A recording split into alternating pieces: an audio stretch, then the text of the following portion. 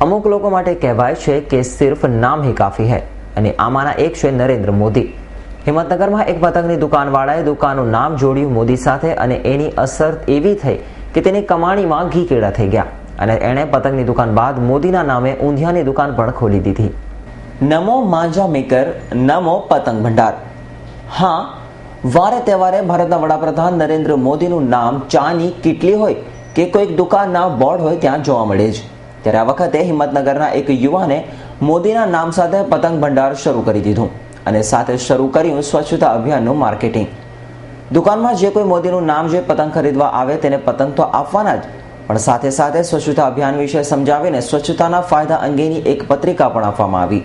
અને મોદીનું નામ હો કે પછી આ ભાઈનું નસીબ, પણ હાલમાં આ દુકાનનો માલ ચપોચપ ઉપડ્યો છે। આજે જે રીતે મેં નરેન્દ્રભાઈ મોદીના નામે શોપ ઓપન કરી છે તેનું નામ છે નમો પતંગ ભંડાર। એના જોડે મેં મહાત્મા ગાંધી સ્વચ્છતા અભિયાન માટે નામ રાખેલ છે। એના ઉદ્દેશ્ય મારો એટલો જ છે કે સમગ્ર દેશવાસીઓને મારો સંદેશ મળે કે એકલા નરેન્દ્રભાઈ મોદીથી કંઈ થવાનું નથી। એમના જે નિયમ હોય એ નિયમ લોકો પાલન કરે।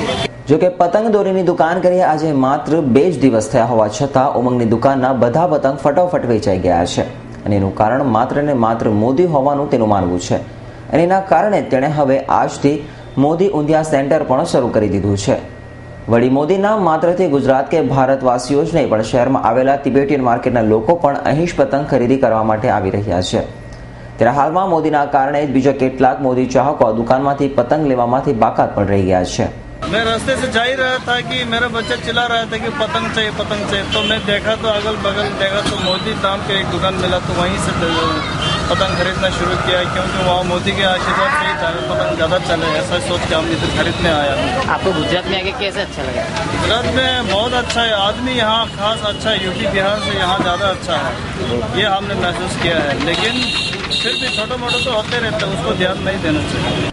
છેલ્લી 10 વર્ષથી ચૂંટણીઓમાં જે નેતાનો કોઈ ભાવ પણ પૂછતું નથી એવા લોકો મોદીના નામે તરી ગયા છે અને કદાચ એમનામાંથી બોધપાઠ લઈને જ હવે દુકાનદારો પણ મોદીના નામે તરવા માંડ્યા છે। ત્યારે ટૂંકમાં એટલું તો કહી શકાય કે અન્યના નામનો લાભ લઈ પોતે કમાણી કરે એ ખરો ગુજરાતી। દીપક સિંહ રાઠોડ, S9 ન્યૂઝ, હિંમતનગર।